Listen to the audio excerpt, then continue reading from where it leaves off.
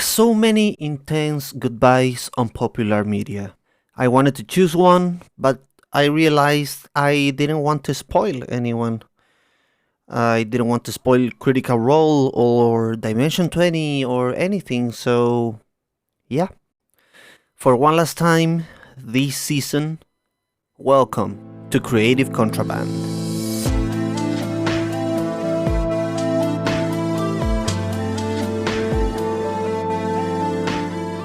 Welcome to How to Be a Better DM, the show that helps dungeon masters tell better stories and run more engaging games.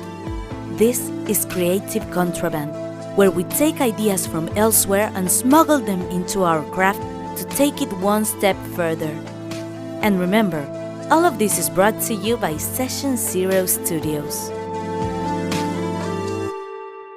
Welcome once again, dear listeners. It's great having you here one last time.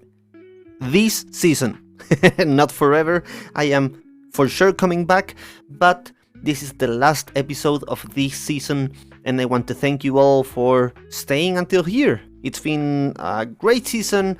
We've had guests for the first time. I have had the chance to explore other topics I didn't think I was going to be able to explore, and today I have a very special last episode. This is a topic I have been wanting to talk about for a while, but I didn't feel like I was prepared because it's complex, and we are not explicitly bringing knowledge from other places, but we are just studying one of the issues we usually have at the table and trying to solve it.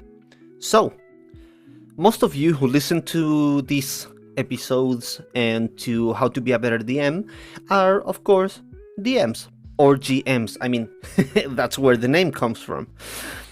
And I would guess we have all been at a table where at some point it feels like no one really knows what to do, either as players or actually mastering the table, either because there's not enough info or the party is not strong enough to go through the obvious route, or simply nothing is happening. So basically the party is stuck for whatever reason.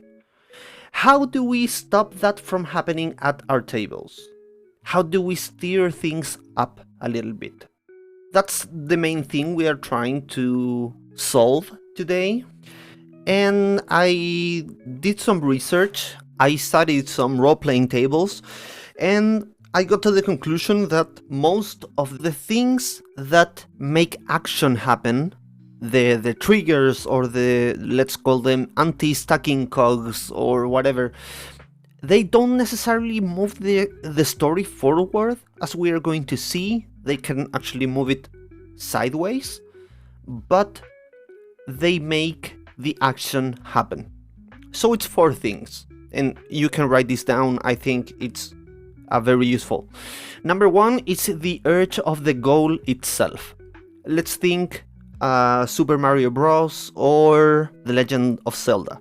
So there is one big goal, and the urge of it is what makes us hurry and move through the world. So there's not much there. It usually works, but it can get old. We're going to talk a little bit more about it later. Number 2 is what I call the DM's curveballs. So the curveballs can be anything that the Dungeon Master throws at the party to steer things up a bit. I would say random encounters qualify here. So if the party is going through a forest and you suddenly put, a lizard, a skeleton, a zombie, it's like a curveball, You're trying to give them something to deal with. Number 3, it's the players' shenanigans. Sometimes the players take the wheel and they start moving it side to side, and you never know what's going to happen, but the story keeps moving in one direction or another because the players themselves are doing stuff. The problem with that one is that it's very player dependent and we don't really have a lot of control on those. But they are great. I would say maybe they are the best, actually. And lastly, number 4, it's the world's living nature.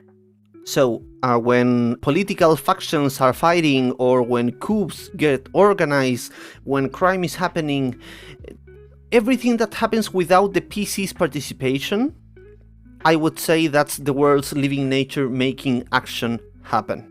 And all of these have issues, some more, some less, so let's go in order. The urge of the goal itself, as I said, can get a little bit boring, or it's always the same. Or for a long time, it's always the same. I mean, if you have to defeat Bowser, and with your party you are trying to defeat Bowser, if you just get closer to Bowser for, I don't know, 30 sessions, that's going to get old. I can guarantee that. Same if you're trying to defeat Ganondorf or whatever. So you need to have either smaller goals. In that sense, it's interesting to analyze the structure that the Legend of Zelda games have, because they make you perform previous tasks, like finding some items or some objects, or defeating previous bosses or mini bosses or whatever. And in that sense, the Legend of Vox Machina is a very good example too. The whole thing about these magic items they have to gather, I forgot what their names are. They are 7. It's all about, giving some variety to the final goal, which is defeating first the Briar Woods and then the Dragon Conclave. So, it is Conclave, right? I think so. So yeah, the urge of the goal itself is great, but it doesn't have enough variety, so it needs other stuff. But when you have a goal that is urgent, that is very good. If the goal you have is not urgent, then your players might take all the time they want or they need to do stuff, and things slow down. Regarding the DM's curveballs, they get either suspicious or boring over time, because players might feel that they can't ever move forward because they are doing these random encounters all the time, and it gets suspicious, like they are doing everything right, but then at some point, like everything they do, they find an enemy in the middle, in the forest, while they are walking or traveling or whatever. So it's kind of meh. I am not saying at all that you shouldn't have any random encounters. They are very much necessary and positive, but I think we shouldn't lean on them that much. Number 3, the player shenanigans. This is my personal favorite, but sadly as DMs or GMs, we can't quite brew these ones. This is the kind of thing when, the players go to a store or a tavern and they see a pan and they take the pan and they decide to hit the head of the store owner with the pan. So yeah, that depends too much on the players. If you are having issues in your own tables because you are getting stuck, you can't really fabricate these moments. This is sadly one of the things that depends only on the players. Although, I have to say, if you have a couple players that tend to do these kind of things, you can put some stuff in every store you go, in every place you go, so that these players have stuff to work with. But you can't really do much more than that. And number 4, the world's living nature. This is the most useful one, I think, because this is a big concept. It encompasses a lot of things, and you can really tweak it to go with your world the best way possible. If you are in a noir setting where you are doing some mystery stuff and investigation, maybe some police thriller, neo-noir thing, you can choose that the world breathes and lives, I don't know, with a political election that's happening. Or maybe as Sherlock Holmes did, you can make the law enforcement have issues with groups like yours. If yours is a paralegal group or something. If you are in a fantasy setting, you can you can make dragons migrate from other lands, or you can make a new political faction rise. If you are working with a sci-fi thing, or maybe a space opera, you can have an alien invasion. You can have, like the things that naturally happen in these worlds, whether small or big. You can make them all. You can maybe make a store owner die. I mean, that's something that happens in the world, and that might change stuff. And now the players realize, oh, they took a little bit too long and the store owner died, and now the thing they wanted to do, they can't because they had a deal with the store owner and he's there no more. So that's what I mean. It is different to the Dungeon Master's curveballs in the sense that it's not something you are randomly putting on the way of the players, but you are making the world change, and that impacts the players. But that is not something that happens for the players. It just happens, These factions thing, that happens in every world, fantastical or not. So, what do you have to be careful with when you use these 4? Because remember, I am not saying you have to choose one.